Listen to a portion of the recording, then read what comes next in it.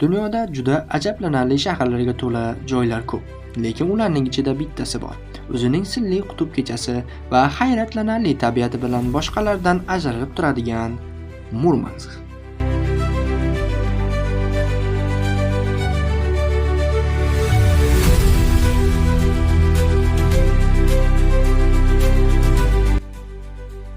Murmansk Rossiyaning eng shimolida, qalin qorlar bilan o'ralgan hududda joylashgan shahar. 1916-yilda asos solingan bu shahar o'zining sovuq iqlimi va noyob tabiat hodisalari bilan mashhur. Bu yerda hayot oddiy emas, lekin juda qiziqarli.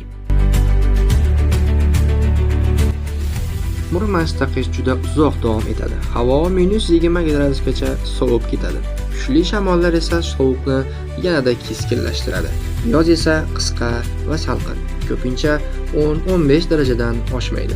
Bu sharoit murmanskliklar hayotiga o'ziga xoslik qo'shadi.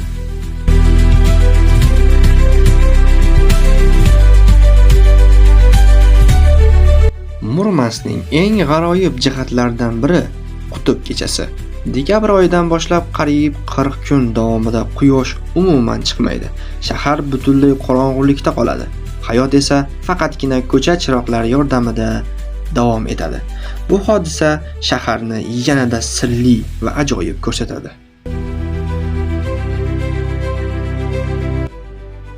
Agar video yoqqan bo'lsa, like bosing va kanalga obuna bo'ling. Oldinda yana ko'plab qiziqarli joylar bor.